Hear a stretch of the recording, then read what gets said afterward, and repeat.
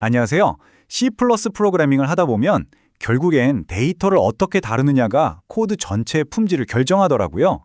오늘은 12장을 통해서 예전에 우리가 썼던 좀 복잡하고 위험했던 방식들에서 벗어나 볼 거예요.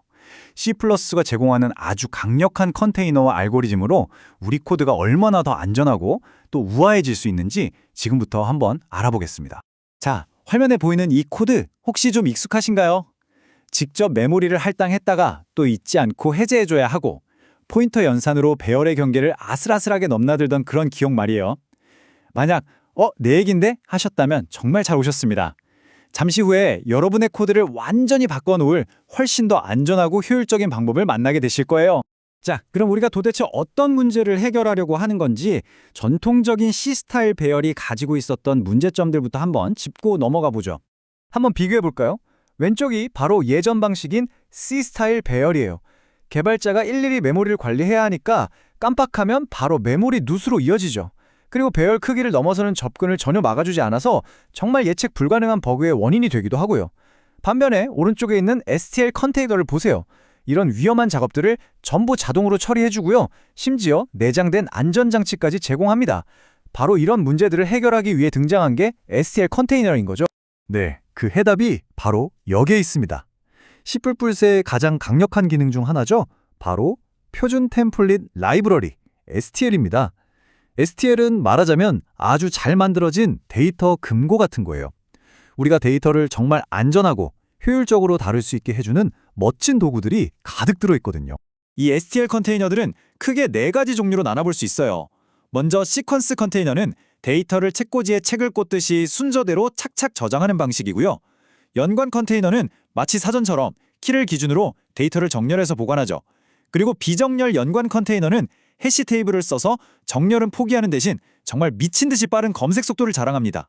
마지막으로 어댑터는 기존 컨테이너를 살짝 변형해서 스택이나 큐처럼 특정 목적에 맞게 쓸 수 있게 해주는 녀석들이에요. 이 많은 컨테이너들 중에서도요, 단연코 가장 많이 쓰이고 사랑받는 컨테이너가 바로 이 스터디벡터입니다. 그냥 업그레이드된 동적 배열이라고 생각하시면 딱 맞아요. 데이터가 새로 추가될 때마다 알아서 공간을 쭉쭉 늘려주니까 우리가 더 이상 머리 아프게 메모리 재할당 코드를 짤 필요가 전혀 없는 거죠.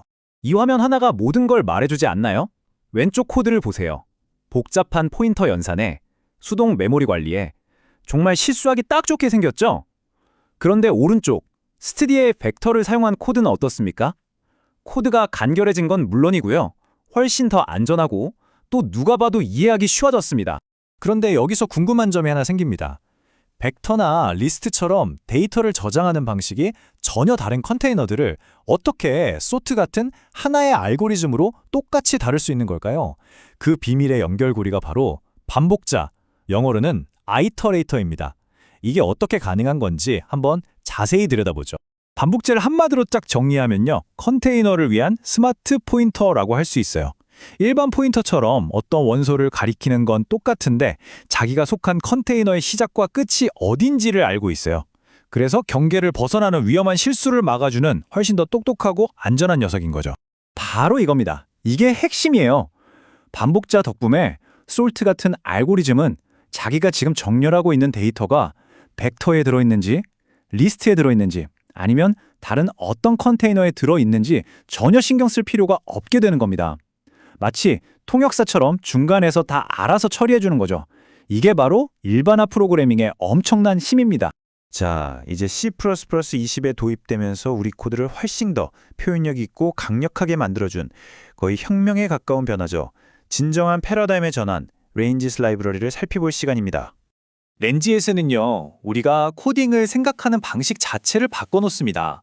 왼쪽처럼 첫 번째는 이거 하고 두 번째는 저거 해 라고 단계별로 명령하는 대신에 오른쪽처럼 내가 원하는 결과는 이러이런 조건을 만족하는 바로 그거야 라고 선언해버리는 거죠. 즉, 절차적인 명령에서 선언적인 묘사로의 엄청난 전환입니다. 레인지스의 핵심 개념 중에 뷰라는 게 있어요. 이게 뭐냐면 데이터를 직접 복사해서 만드는 게 아니라 원본 데이터에 살짝 씌우는 가벼운 필터 같은 거라고 생각하시면 돼요. 여러 필터를 착착 겹쳐놓고 정말 최종 결과가 필요해지는 그 순간까지 계산을 미루는 지연평가 방식을 쓰거든요. 그래서 중간 과정에서 불필요한 메모리 낭비 없이 아주 효율적으로 동작합니다. 자, 그럼 이런 고전적인 프로그래밍 문제를 한번 풀어볼까요? 예전 방식이라면 반복문 안에 if문, 또 그 안에 if문, 코드가 꽤 복잡해졌겠죠? 과연 이 새로운 ranges 라이브러리를 쓰면 어떻게 해결할 수 있을까요? 정답은 바로 이 한 줄입니다. 정말 놀랍지 않나요? 복잡한 반복문과 조건문 대신에 데이터가 어떻게 흘러가면서 처리되는지를 파이프라인처럼 쭉 연결해서 선언적으로 표현하는 거예요. 그 결과 코드가 마치 우리가 쓰는 자연스러운 문장처럼 읽히게 되고 로직을 한눈에 파악하기가 훨씬 쉬워집니다. 이 파이프라인이 동작하는 걸 한번 보세요. 먼저 1단계에서 1부터 100까지의 숫자들이 만들어져서 파이프를 타고 흘러가요. 그러다 2단계 필터에서 3의 배수만 걸러지고 이어서 3단계 필터에서 5의 배수는 또 제외되죠. 그렇게 살아남은 숫자들만 4단계에서 제곱으로 변환된 뒤에 마지막 5단계에서 모두 더해져서 최종 결과가 나오는 겁니다.